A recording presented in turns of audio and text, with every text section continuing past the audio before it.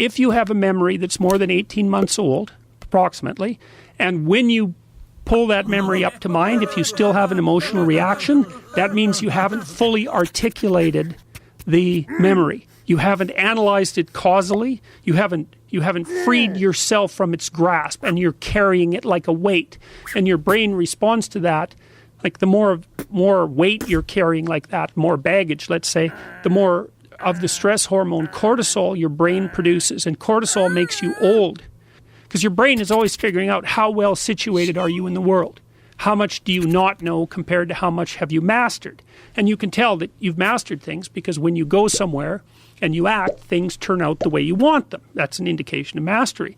And your brain is sort of keeping track across your whole life of how many places you've been where things haven't worked out compared to how many places you have been where they have worked out.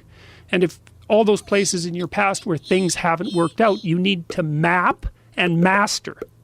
And that decreases the existential load on you, but that actually decreases your psychophysiological load. It makes you healthier.